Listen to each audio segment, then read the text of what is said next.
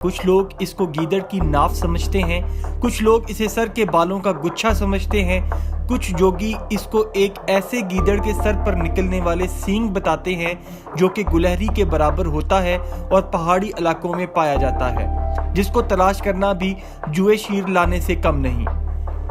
गीदड़ सिंगी क्या है, इसके क्या हकाइक हैं, इसकी हकीकत से पर्दा उठाएंगे आज हम इस वीडियो में। लेकिन इससे पहले अगर आपने हमारे चैनल हकीकत जानों को सब्सक्राइब नहीं किया तो बराह करम सब्सक्राइब ज़रूर कर लें और साथ ही साथ बेल के निशान को दबाना मत भूलें ताकि हर आने वाली नई वीडियो आप तक पहुंचती रहे। दोस्तों, इसके बारे में मशहूर है कि जिसके पास हो उसकी किस्मत बदल जाती है। इसको हर तरह से माली मदद हासिल होगी। जेवरात या नकदी के सेफ में गिद्दड़ सिंगी रख दी जाए तो वो मजीद बढ़ेंगी, दौलत और कारोबार में तरक्की होगी, गुमशुदा माल मिल जाएगा, गैब से हर तरह की मदद और खुशहाली हासिल होगी, दौलत आने के हर जरिए में कामयाबी होगी, लॉटरी, बॉन्ड, जुआ, सट्टा कारोबार में कामयाबी होगी। अक्सर लोग समझते हैं कि गीदड़ सिंगी का ताल्लुक हिंदुस्तान से है और इसे हिंदू तांत्रों ने दरियाफ्त या ईजाद किया, लेकिन हमें हिंदू मजहब या तारीख की किसी किताब में गीदड़ सिंगी का जिक्र नहीं मिलता। चूंकि इसे सिंदूर में रखा जाता है इसलिए इसका ताल्लुक हिंदुओं से जोड़ दिया गया। दर हकीकत गीदड़ सिंगी का जिक्र हमें कदीम मिस्र में मिलता है। कदीम मिस्र में गीदड़ को एक इंतहाई मुतबर्रिक जानवर समझा जाता था। इनके एक देवता का नाम अनुबिस था जिसका सर गीदड़ जैसा था और बाकी जिस्म इंसान का था। आपने अक्सर कदीम मिस्र के अहराम और दूसरे कदीम अमारात की दीवारों पर मुनक्कश शुदा तहरीर और शबीहात में इस देवता की तस्वीर ज़रूर देखी होगी। इस तरह कदीम मिस्रियों में बिल्ली को भी इंतहाई मुकद्दस जानवरों में शुमार किया जाता है। मिस्री लोग गीदड़ सिंगी निकाल कर हनूत कर लेते थे और फिर एक खास मर्तबान में रखकर अपने खजाने में रखते थे। इसी तरह ये रस्म चलती हुई हिंदुस्तान और तमाम दुनिया तक पहुंची। ज़माना कदीम से लोग गीदड़ सिंगियां हनूत कर लेते थे।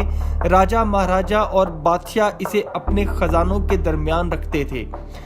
कहा जाता है कि जब गीदड़ 100 साल का हो जाता है तो उसके सर पर सींग उग आता है, या ये कि ये सींग सिर्फ गीदड़ों के सरदार गीदड़ के सर पर पाया जाता है। लोग इस चीज़ को बहुत मिन्नतें करके जोगियों और मलंगों से ख़रीदते हैं और ख़रीदते वक्त इस बात का ख़ास ख्याल रखा जाता है कि ये ज़िंदा हालत में हो, और फिर बड़े प्यार और इज़्ज़त से इसे सिंदूर और खुशबुओं वाली एक छोटी सी डब्बी में रख देते हैं। सिंदूर वही सुर्ख रंग का पाउडर नुमा सफूफ है जिसे हिंदू पति अपनी पत्नी के मांग में लगाता है। सिंदूर एक केमिकल होता है जो इसे कीड़े लगने और गलने सड़ने से महफूज रखता है। लोग इस गीदड़ सिंगी का बहुत ख्याल रखते हैं और पाक साफ होकर इसके नज़दीक जाते और इसको हाथ में पकड़ते हैं, क्योंकि जोगी साहिब ने इन्हें बताया होता है कि अगर नापाक हालत में इसके करीब जाओगे तो ये मर जाएगी या इस वजह से आपका बहुत बड़ा नुकसान हो जाएगा। असल में गीदड़ सिंगी वाकई ही गीदड़ के सर यानी खोपड़ी से हासिल होती है। ये बिल्कुल जिल्द के नीचे मौजूद होती है और इसे सर से काटकर अलहदा कर लिया जाता है, इसलिए इस चीज़ के गिर्द बाल भी मौजूद होते हैं। हकीकत में गीदड़ सिंगी कैंसर ज़दा ट्यूमर सेल्स हैं जो कि गीदड़ों के सर पर एक बड़े दाने की तरह उभर आता है, जिसमें थोड़ी सी सख्ती भी आ जाती है। गीदड़ के सर से अलग होने के बावजूद इसके बढ़ने की 2 वजूहात हो सकती हैं।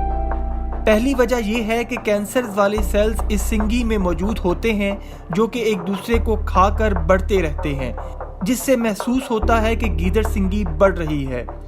नंबर 2, इसके बढ़ने की दूसरी वजह ऑक्सीजन की गैर मौजूदगी में बैक्टीरिया की ग्रोथ का जारी रहना या इनकी तादाद का बढ़ते रहना भी हो सकता है। ये सब कैंसर ज़दा सेल्स को संदूर में हनूत करने की वजह से होता है। नाजरीन, अगर किसी के पास इसके साइज के बढ़ने की कोई और वजह हो तो वो कमेंट में हमें ज़रूर बताएं।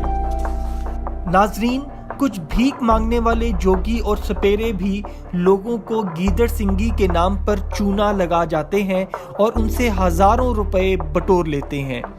اور کچھ نااہل تو ایسے ہوتے ہیں جو اپنے گھر کا سامان بیچ کر یہ گیدڑ سنگی حاصل کرنے کی کوشش کرتے ہیں۔